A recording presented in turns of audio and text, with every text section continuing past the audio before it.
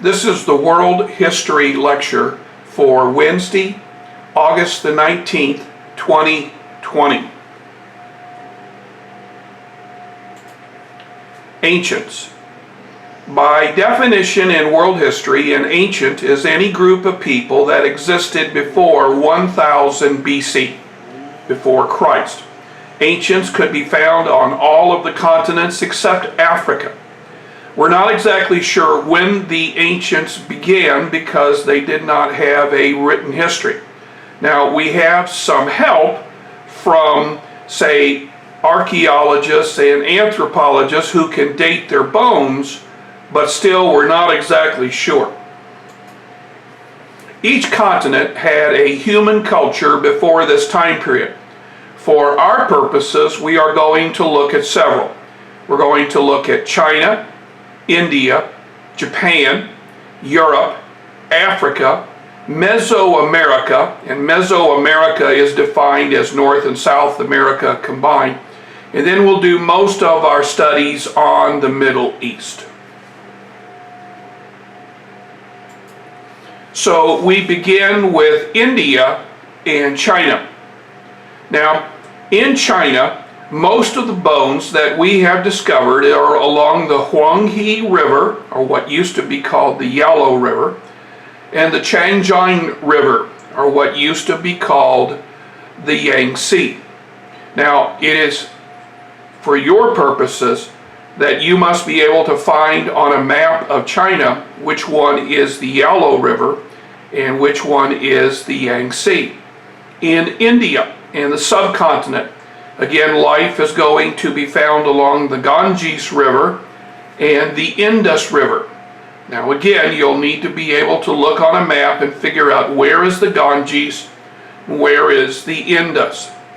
Now here is a map of India, and you can see the two rivers. Now the Indus River is the river on the left, and the Ganges River is the river on the right. And all along these rivers could be found various groups of people. Now, for the quiz, what I might do is I might put this map on the question and simply call one river A and one river B and say river B is the Indus River, true or false. And of course, you can only get that right if you know which river is which. In India, the civilization was built around great populations, and these populations were built along the river. Now, ancients chose the river because they were able to transport items up and down the river. They were able to irrigate the crops. They had a steady supply of drinking water. Well, what do we know about the ancients from India? We know that they are polytheistic. Now, polytheistic is one of the terms that is on your term sheet. Polytheistic is a belief in many gods. Now, most of the people who settled along the Indus River are Hindu. Now, Hindus believe in many different gods. And so if you go to a Hindu temple today, you pray to this god or you pray to that god for something that you might want done. Now, along the Indus River, now that's in the western part of India, we have mostly the Buddhist faith. Now, the Buddhist faith is not a religion. I define a religion as having gods, and you pray to this god or you pray to that god for help. Buddhists believe in the philosophy of an individual, Siddhartha Gautama. Now, Gautama was part of the royal family in the area called Nepal. Gautama believed in an enlightened state.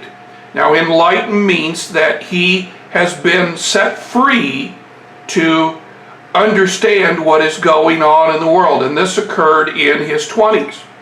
Now, Gautama will write most of this down. And then there will be others who wanted to be like Gautama, and they will become his disciples. Gautama believed that through meditation, one can achieve enlightenment. So if you were to go to a Buddhist temple today, the followers would be in a meditative state, and they would be listening to some of the words of Gautama and meditating on what that means. Many stories were told and written about in the courts of India. Now, most of these stories dealt with love and separation. The court members would instruct those who were gifted in writing to write this down in the form of a poem. And then this poem would be read to others, and others would then say this poem to those who wanted to hear all about this. So in India, we have both the spoken word and we have the written word.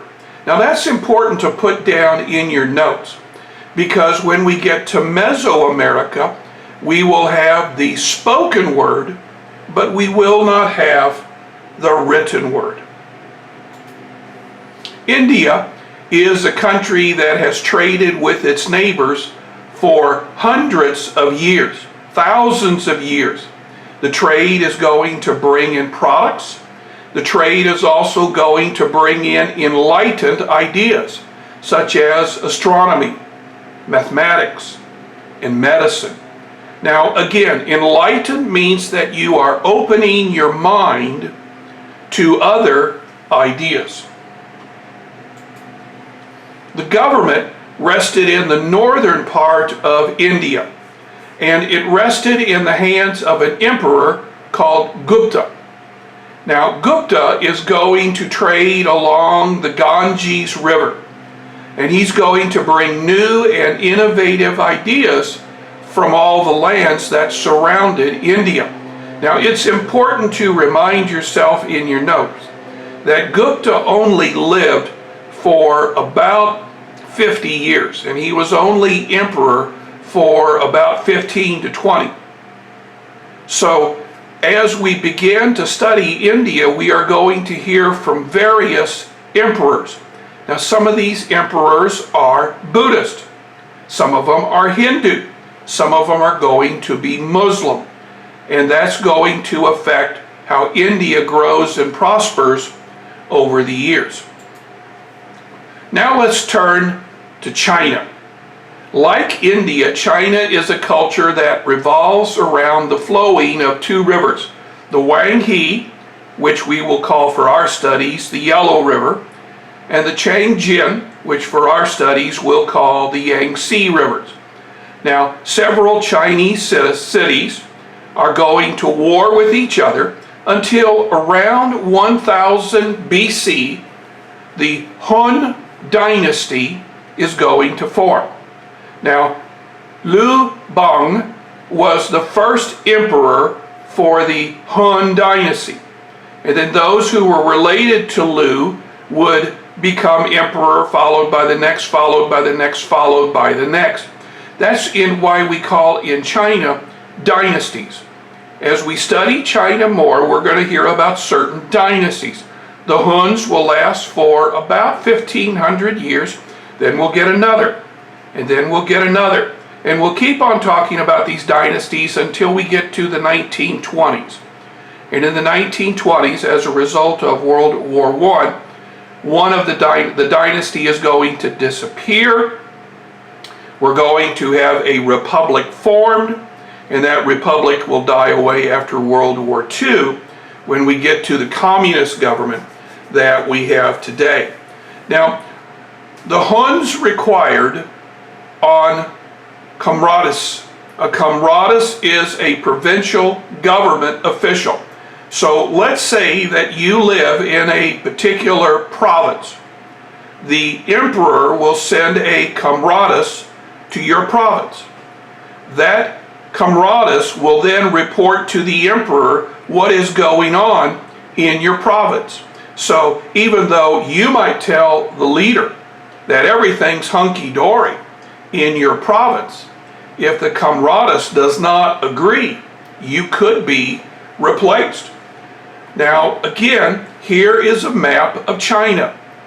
The Yellow River is the northernmost river, and the Yangtze River is the southernmost river. Now again, I envision this on a quiz where I would put this map and I would label one of the rivers A and one of the rivers B, and I would say that river B is the Yellow River, true or false. And you would have to tell me which one is true or which one is false. Now, I did not include this map with your packet, nor did I include the map of India with your packet. It's not until we get to the Middle East that I will begin to include maps in your packet. That does not mean, though, that maps will not be used on our first quiz or for any of the walkout worksheets. The Hans are going to construct a Great Wall. Now, the Great Wall is going to separate Mandarin Chinese, and most Chinese speak the Mandarin language, from those Chinese who live in Mongolia. Now, it is in Mongolia that those Chinese were quite warlike, and the Huns decided to build a Great Wall. Now, this Great Wall is big enough that you can see it from outer space. The Great Wall is going to be expanded by future Han dynasties and will continue to get bigger and bigger and bigger. Now, like India, China is going to have various faiths. Now again, a faith is not a religion. A religion is something that has a God. Maybe one God, maybe many gods. A faith is where you listen to the writings of a particular person to gain enlightenment. Now, in China, that person was Confucius. Confucius lived about 1100 BC, and he came to a matter of enlightenment. And this was written down, and those who want to study Confucius read his writings. Now, just like the Buddhist, you can read the writings today. Confucius philosophy is practiced best when you look at faith in yourself and mankind. Enlightenment in Confucius is to achieve a lack of chaos. Now, in your life are things that tug at your enlightenment. Confucius referred to these as the yin and the yang. Think of the yin as something good and the yang as something bad. What you want to do is you want to enlighten yourself so that you never get too happy with the yin and too sad with the yang. And because of this, this is where you achieve your peace. The Hans exercised a monopoly in the tradings of goods. Now, the government called for assimilation. Assimilation is where you take over one's culture. In a sense, you conquer the people. So the Huns would come into a particular region, and they would say that all the people had to learn the Mandarin language. All of the people had to write the Chinese caricatures. Chinese do not have letters like we have in our alphabet. They have characters. That's what makes Chinese writing so difficult, because there's so many characters. The writings dealt with trade, government edicts, and history of those who were assimilated. Now, the Chinese were writing about their history 1,000, 1,500 years before Christ came along. So that would be thousands of years before the United States came along. Like India, China is going to trade with other cultures. All along the Pacific, Chinese boats called junks will sail and trade goods. These goods were counted by government officials, and the emperor received his cut. So let's say that you're the captain of a junk, and so you go to City X. Now at City X, you trade some of the goods in your junk for some of the goods that the City X has on the side. Now, on your boat, though, is a government official. And the government official reminds you that you owe this much of the goods to the emperor. Chemistry was created during the Han Dynasty. Now, most important, gunpowder. Now, gunpowder was invented so that objects could be hurled in the air, I guess what we would today call fireworks. The first cannon, though, the first gun, though, was not developed for almost 1,500 years. Japan. Japan, unlike China, is a nation that is a series of islands. Now, there are 4,000 islands that make up what we today call Japan. But of the 4,000, only 4 of them are large enough to have cultures that could form and flourish. Now, Japan did not have a strong central government compared to China. Japan instead had a series of clans. These clans would be in various parts of the island, and they would fight other clans. And the clan that came out the winner would be able to dictate what is going to happen to all the other clans. Now, we'll give a name to the winner in just a few moments. Here is a map of Japan. Now, I said there were 4,000 islands. I have only drawn the 4 biggest. And it is the biggest island in the middle where most of the people of Japan live today. The Japanese believed in the Shinto faith. Now again, a faith is not a religion. Shinto is the belief in the spirits of one's ancestors enshrined in natural objects.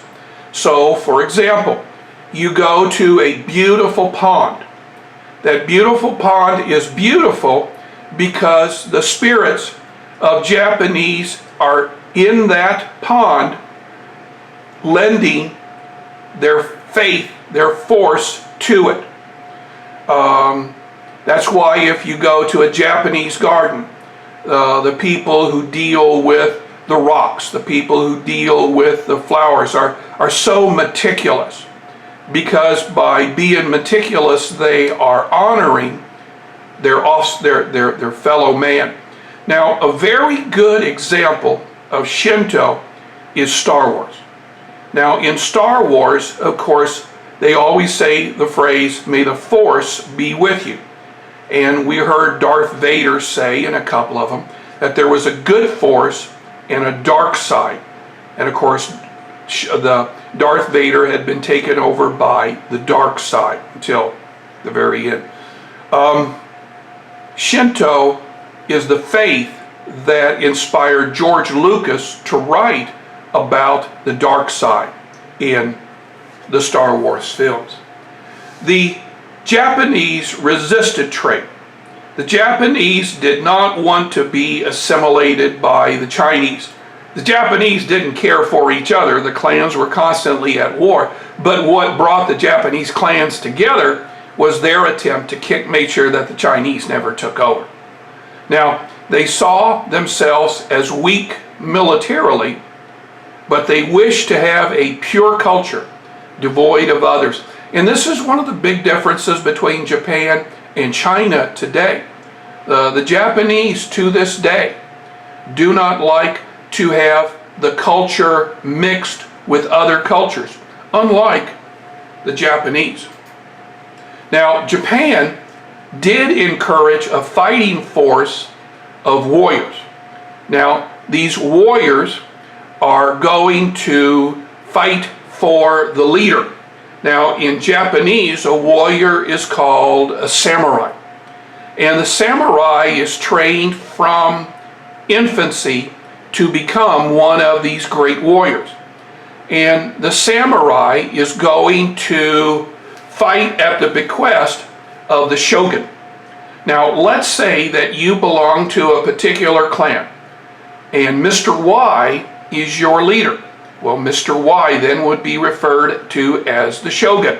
And Mr. Y, if he was to say, we're going to go to war with these people over here, as a samurai, you would be obligated to fight for Mr. Y. And you would be obligated to fight to the death. Well, what would happen if during the battle your leader was killed? Then you would be obligated to kill yourself. Now, let's say that Mr. Y, your shogun, said, do this. And you said, no, I don't want to do this.